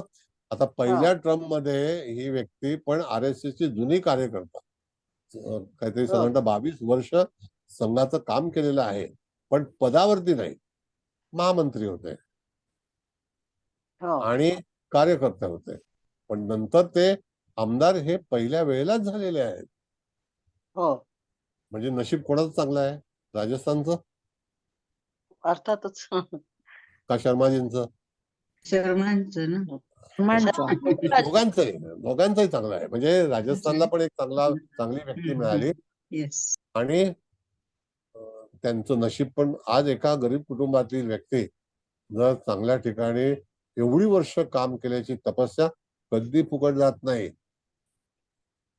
हो सर म्हणजे बरोबर. झाली की नाही असं आहे. कळालं. म्हणजे व्यवस्थित त्या आहे. ठिकाणी जातकाच्या जीवनामध्ये आणि किती दिवस लागले होते निर्णय घ्यायला? 7 दिवस 8 दिवस लागले. हो माहितीये ना तुम्हाला? हो 3 तारखेला इलेक्शन झालं, आज 15 तारीख आहे. 11 तारखेला म्हणजे 11 ते 12 दिवस तिथे वेटिंगच चाललंय. आणि आता मंत्रिमंडळाचं गठन होतंय. त्याच्यामध्ये 2 उपमुख्यमंत्री, त्याच्यामध्ये आपले एक महाराज आहेत, ते जर गृहमंत्री झाले तर दुसरे योगी तयार होतील. हो आणि बालकनाथ महाराज. हा, मग आता हे असं नशीब असतं माणसाचं. तर त्याकरता मूळचं हे जे कोटचक्र आहे हे राजस्थान मधलंच आहे, म्हणून मी तुम्हाला हा राजस्थान मधला अनुभव सांगितला. बरोबर आहे सर.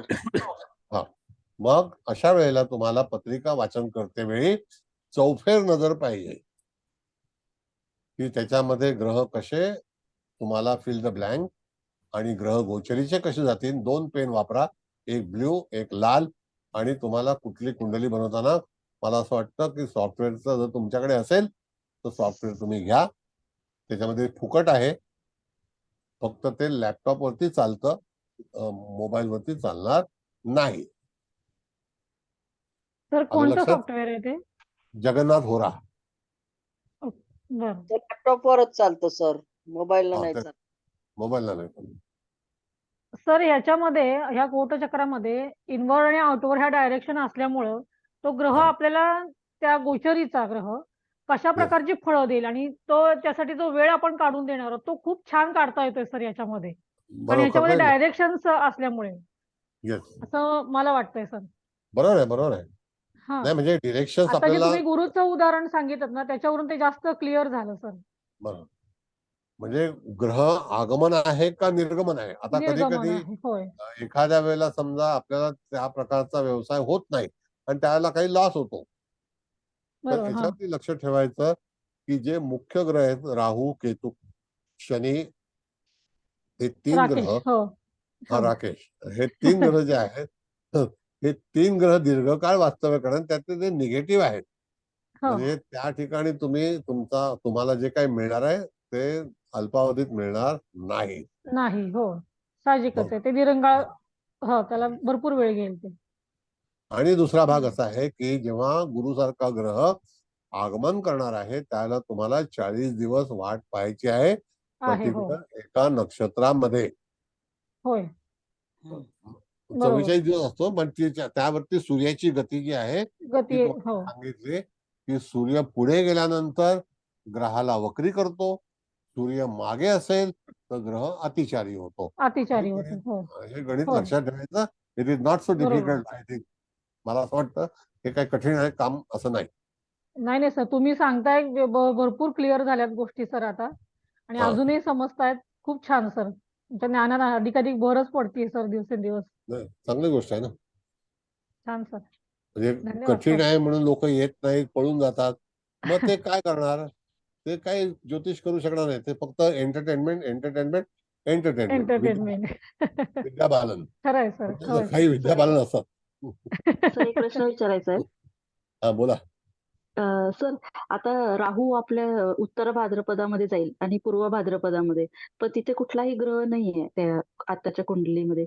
मग तिथं काहीच परिणाम देणार नाही का मग नाही राहू? करेल. मग आपण पहिल्यांदा शिकलो ना, प्रजा आहे, कडे कडे कडा आहे, पोटपाल हो. आहे हा किंवा स्तंभ आहे, सिंहासन आहे, हा हा सुद्धा भाग आहे ना. म्हणजे आपल्या पहिली गोष्ट मॅडम कसं आहे, आता आपण क्लास भरपूर घेणार आहोत, काही चिंता करू नका. तर हो सर. आता मी इटालियन चालू करणार आहे, त्याला पण या. तर त्या हो ठिकाणी सर. कसं आहे की आपल्याला पहिला स्तंभात चांगला ग्रह आला पाहिजे, हे आपलं नशीब आहे. तर बरोबर. आपल्याला शासन प्रशासन चांगल्यापैकी मिळतं, आपलं स्वतःची एक रिस्पेक्ट असतो, बरोबर आहे. हो सर. त्यानंतर आपल्याला जी प्रजा आहे, म्हणजे आजूबाजूचे लोक कसे आहेत, म्हणजे आपल्या आजूबाजूचे लोक ओळखताना आपल्याला second portion of that body हे आपल्याला बघितलं पाहिजे.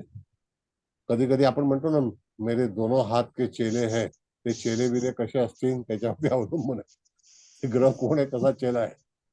म्हणजे हो. चेल्यावरती अवलंबून राहावं का राहू नये, हा भाग आहे.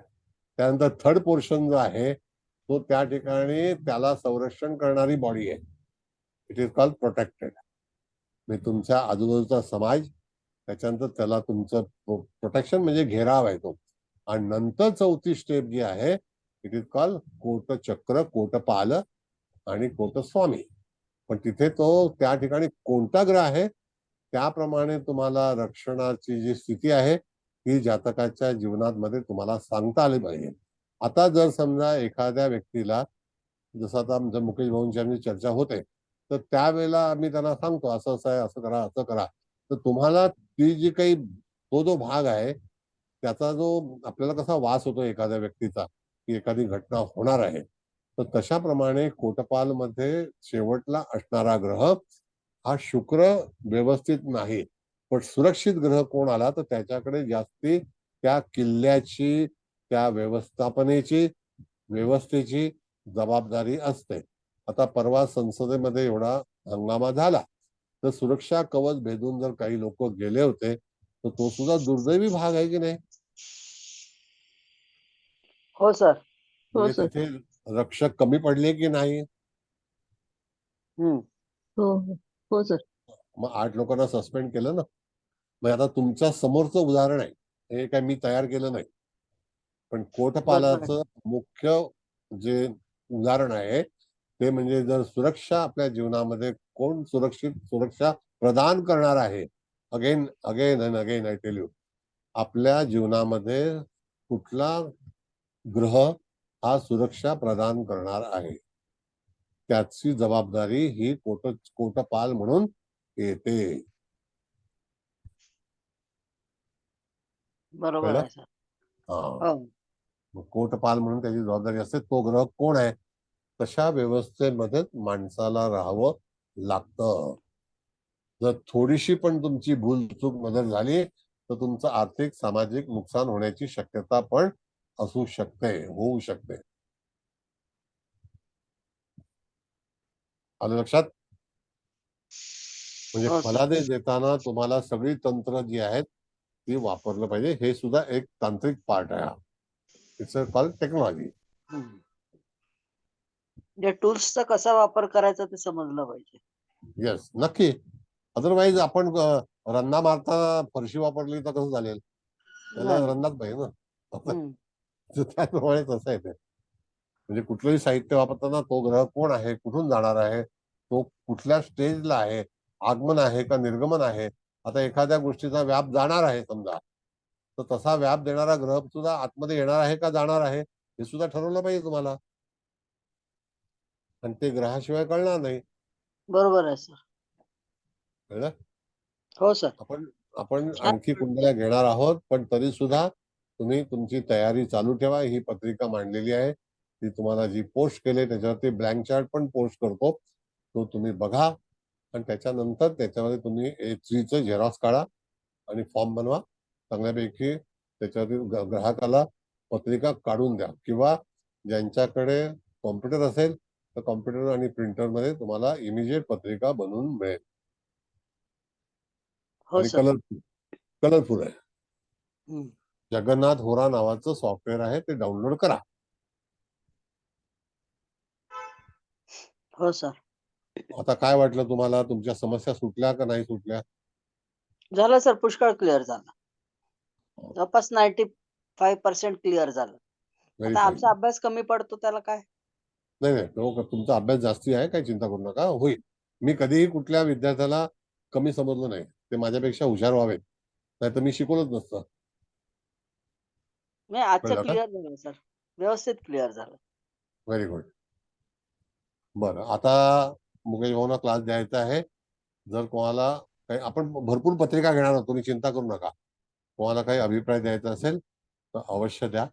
त्याच्यावरती आपण विचार विनिमय करू आणि तुमच्या प्रश्नांची उत्तरं देऊ. घाबरू नका. तर गोचरीच्या पत्रिका अजून घ्या, म्हणजे गोचर अप्लाय केलेले आहेत. हो, तेच आता हा. बघा, पहिला फाउंडेशन शिकवलं की नाही तुम्हाला? हो, आपण फाउंडेशन कोर्स करतो, कराय की नाही? होय, होय, होय, तो कम्प्लीट झाला तुमचा. हो, त्याच्यानंतर गोचर एव्हरीवेअर. मॅडम, कुठलीही पत्रिका घ्या तुम्ही, ताजिक घेतलं तरी सुद्धा, जेमिनी घेतलं तरी सुद्धा, अख्ख्या जगामध्ये, विश्वामध्ये, ब्रह्मांडामध्ये गोचर गोचर आहे. त्याच्याशिवाय ह्या घडामोडी होत नाही. आता तुमच्या होय, सर. समोर 3 राज्याची 3 इलेक्शन्स आहेत. होय, होय. मला वाटतं 4थं राज्य पण आपल्याकडेच येणार आहे, तेलंगणा. अच्छा, बर. आपल्याकडे म्हणजे भाजपकडे. भाजपकडे, हो. आपली पार्टी. बरोबर. हा, देशमुख मॅडम, आपली पार्टी कुठली? हा, आपली भाजप. संघ आपला, भाजप आपला. नमो नमो. नमो नमो. तेलंगणा पण येणार, आणणार. ते आता कामाला लागतील पहिला. आता सगळी हो. भरपूर कामं आहेत, दुसरी कामं आहेत. आता वक्फ बोर्ड जाईल, हे जाईल, सगळं चालू आहे. बरं, शांत आता बसत काही नाहीत. कोणाला? हा, बोला. मोदी शांत बसत नाहीत ना, बसणार पण नाहीत, बसणार पण नाही. बिलकुल बसणार नाहीत. मोदी नंतर योगी आले तर आणखी धमाल होईल. कठीण. कालच इंदोर मध्ये सगळे भोंगे बिंगे काढून टाकले. हो, बर, आणखी नाही काय तसं बोला. पाहिजेच तर, त्याच्याशिवाय काही खरं नाही. होणार होणार होणार, भरपूर जनजागृती झालेली आहे. हम्म. बरं, ठीक आहे, चला. अभिप्राय कोणाला काही द्यायचा असेल तर द्या, आणि काही समस्या असतील तर विचारा, आपण त्याच्यावरती उत्तर देऊ. नमस्कार सर, मी नमस्कार. सरोज शिंदे बोलते. पहिले सुरुवातीला जरा कठीणच वाटलं, कारण 1-2 लेक्चर मी नव्हती मध्ये. तुम्हाला मी हे केलं होतं मेसेज. आता जी आतापर्यंत आज इतकं क्लिअर झालं, म्हणजे आधी फक्त ऐकत गेली, पण आज एकदम व्यवस्थित क्लिअर झालं. आणि गोचर तुम्ही अजून घेणारच आहात तर अजूनच क्लिअर होईल. पण सगळेच विषय, आणि ह्या कोटचक्राचा एक विशेष म्हणजे कसं, आगमन आणि निर्गमन, गोचर, आणि हा जो त्या हा एक वेगळा ह्याचं कोटचक्राचं वेगळंच वैशिष्ट्य. आगमन कोण होतं आणि निर्गमन कोणाचं होतंय, म्हणजे किती दिवसाचे स्टे करतायत, हा महत्वाचा पॉइंट खूप छान आहे. आणि तो आज म्हणजे क्लिअर झाला अगदी. मग तो किती, अगदी आपल्याला हेही कळतं की किती तारखेला, किती तासांसाठी चंद्र असेल तर 14. हा मुद्दा एकदम झाला. आणि म्हणजे अर्थातच सगळेच विषय तुम्ही एवढे व्यवस्थित सांगता की खरं म्हणजे चुकायची काही तशी हे नाही, पण अभ्यास करायलाच हवा. तो अभ्यास म्हणजे विद्यार्थी दशेत कायमच राहणं गरजेचं असतं. तर त्याच्यासाठी तुम्हाला काय, आता कोटी कोटी नमन करणं हे सुद्धा आता कमीच पडतायत शब्द, सगळे शब्द कमी पडतायत सर. तरी पण तुम्हाला खरंच कोटी कोटी नमन सगळ्यांच्या वतीने. थँक्यू, धन्यवाद. नमस्कार. नमस्कार. बर, आणखी काही आहे का कोणाला अभिप्राय द्यायचा? मी 1 सेकंद बोलते सर. बोला. आज गोचरवरचं आपण सेकंड लेक्चर घेतलं. आता ह्या मॅडमनी सांगितलं, सरोज मॅडमनी, तशा बऱ्याचशा गोष्टी क्लिअर झाल्या. रंजना मॅडम बरेचसे प्रश्न विचारतायत, त्यामुळे आणखी आम्ही सुस्पष्टतेकडे सरकायला लागलोय. पण एकूण लक्षात ठेवण्याच्या मुद्द्यांमध्ये जे 4 मुद्दे आता तुम्ही शेवटी सांगितले, की स्तंभ म्हणजे सिंहासन, संरक्षण करणारं म्हणजे त्याच्या बाजूचं, प्रजा म्हणजे त्याच्या बाजूची, संरक्षण म्हणजे त्याच्या बाजूचा, आणि पोटपाल शेवटचा. तेव्हा आपली पोझिशन जन्मस्थ याच्यामध्ये कुठे बसलेली आहे, तेव्हा आपला रोल काय राहणार जीवनात, हा आपल्याला इथे तुम्ही कसा क्लिअर करायचा हे या पत्रिकेवरून कळतंय. गोचर मध्ये आपला हा जसा सरकेल, आणि लग्नेशावरून आजचं उदाहरण खूप चांगलं दिलं की लग्नेश हा प्रजेत जाऊन बसलेला आहे, तेव्हा तो सिंहासनापासून लांब असल्यामुळे जरी लग्नेश असला तरी त्याची पोझिशन ही ऐकणाऱ्यांमध्येच आलेली आहे. बरोबर. हे त्याची जातकाची भूमिका खूप चांगली क्लिअर झाली. त्यानंतर निर्गमन आणि आगमनासंबंधी आता ह्या मॅडम म्हणाल्या, पण तिथे शुभग्रह अशुभ ग्रह, मुळात असणारे शुभग्रह अशुभ ग्रह आणि त्याच्यावरून होणारं गोचर हे खूप चांगल्या पद्धतीने सांगताना कालावधी हाही तुम्ही सांगितलात. म्हणजे मूळ पत्रिका पारंपरिक बघणाऱ्यामध्ये ही मांडणं हे तुम्ही आज सांगितलं ते पण योग्य आहे की ती पारंपरिक पत्रिका घ्यायची आणि हे जवळ घ्यायचं. म्हणजे पौराणिक अभ्यास करताना आपल्याला जास्त जातकाला क्लिअर सांगता येईल. आणि त्याच्यात बरोबर. तुम्ही नैऋत्यचं दुःख, दक्षिणेचं दुःख, ईशान्येचं दुःख, म्हणजे जेव्हा पापग्रह आज येत आहेत तेव्हा दुःख घेऊन जाणार आहेत, ते कोणत्या स्वरूपाचं असेल ही खूप चांगली कन्सेप्ट दिली. पुढच्या वेळेस सर म्हणजे आताही कळलेलंच आहे, पण एकदा पूर्वेकडून येणारी सुख आणि पूर्वेकडे जाणार, पूर्वेकडून येतं ते आतमध्येच येतं, त्यामुळे येणारी दुःखच म्हणायला पाहिजे. नाही असं नाही मॅडम, ऐका. ईशान्य पूर्वेकडे दिशा जी निर्गमन आहे, होतं. ईशान्य दिशा आतमध्ये येतं हो आणि हो, तो आगमन भाग आहे. मग ते चांगला ग्रह असेल तर निश्चितच तुमच्या जीवनामध्ये एखादी चांगली घटना गोचरीने होणार आहे. हो आणि एखादं दुःख जर जाणार असेल तर ते पूर्व दिशेकडून एक्झिट आहे तो. जर हो. एखादी व्यक्ती प्रसंगात असेल आपल्याकडे आली तर हो. त्यावेळेला त्याला आपण तो म्हणेल की माझं दुःख केव्हा जाईल. आणि त्यावेळेला जर समजा की पूर्व, दक्षिण, पश्चिम, उत्तर या ठिकाणी एखादा ग्रह निर्गमनामध्ये असेल त्या ठिकाणी दुःख जाड जाईल. हो, हे खरं क्लिअर झालं होतं मला, पण बोलताना मला जरा चुकलं. It's okay, it's okay. Sir कोटचक्रावरून विवाहाविषयी आपण काढू शकू हो, विवाह करू शकतो ना, का म्हणजे नाही. कालावधी? हो, कालावधी काढू शकतो. कसं आहे सांगतो तुम्हाला. हो. जेव्हा शुक्र, चंद्र आणि सूर्य हे 3 ग्रहांना आपल्याला विचार करायचा आहे. आता हो. चंद्र हा पत्नीचा कारक आहे, सूर्य हो. हा पतीचा कारक आहे आणि शुक्र हा वैवाहिक जीवनाचा कारक आहे. हो. जर समजा एखादं स्थळ येणार असेल, हो. आता जपे मॅडम आहेत, त्यांनी एक पत्रिका सांगितली होती, तर त्यांनी त्या भविष्य सांगितलं की तुला आता ह्या महिन्यामध्ये म्हणजे स्थळं येण्याची शक्यता आहे. तर त्या हो. व्यक्तीला 3 स्थळं आली एकदम. कळलं अच्छा. का? तर हो. 3 स्थळं आली म्हणजे का? तर त्यांचा अभ्यास आहे तो त्यांनी सांगितला आणि खरोखर आली 3 स्थळं. आता 3 स्थळं आल्यानंतर लग्न करायचंय तुम्हाला तर तुम्ही करा, नाही तर नका करू. तो तुमचा प्रश्न आहे. पण स्थळ हम्म. येणं हा भाग तर नक्की झाला. तसंच जर एखादा सूर्य स्त्रीच्या पत्रिकेमध्ये आगमन होणार असेल आणि तिकडे जर एखादा सूर्य असेल किंवा चंद्र असेल, शुक्र असेल, तर विवाहाचं जे काही जोडीदार आहे त्याचं रिक्वेस्ट आपल्याला येते. म्हणजे साधारण कुठल्या दिशेकडून येईल वगैरे असं आपण सांगू नाही, शकू? ऍक्च्युअली बघा काय माहितीये का मॅडम, आता नागपूरला पण 8 दिशा आहेत. हो, आता आमच्याकडे मुंबईला पण 8 दिशा आहेत. बरोबर आहे. पण आता मुंबईला ईशान्य कुठे आहे ना अजून लोकांना माहिती नाहीये. हम्म. मुंबईला नैऋत्य दिशाच नाहीये. मग काय कराल तुम्ही? हा, बरोबर आहे. तर नैऋत्य दिशा पाण्यामध्ये आहे, हो. असं आहे. मग ईशान्य दिशा जी आहे ती चेंबूरला आहे. हम्म. चेंबूर मानखुर्द ईशान्य दिशेला आहे. उत्तर दिशा ही जी आहे तर त्या ठिकाणी बोरिवलीला आहे, असं आहे. दक्षिण दिशा कुलाब्याला आहे, हो. असं आहे. म्हणून काही वेळेला एखाद्या ठिकाणी असं सांगू ना, ते फक्त काय गावठी समाचार होता तो. 16 सोमवार अच्छा. करा मुलीचं लग्न होईल, हे गावठी कंपनी आहे. ते गावठी ज्योतिष आपल्याला शिकायचं नाही आहे. हम्म. 16 सोमवार केल्यानंतर 4 महिन्यामध्ये ओम नमः शिवाय होणारच. ती ट्रिक आहे.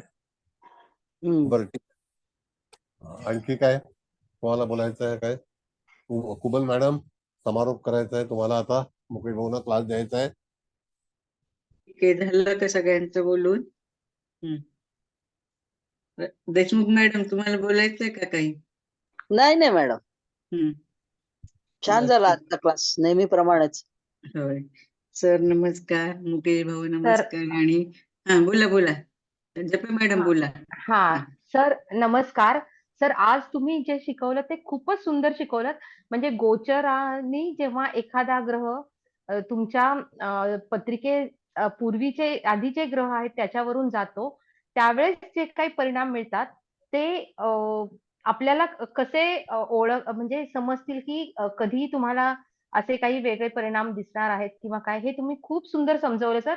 आणि त्यानुसार मी आता एक माझी पत्रिका मांडून सुद्धा चेक केलं तर जेव्हा गोचरीने भ्रमण करत होत्या सर मे 2022-23 ला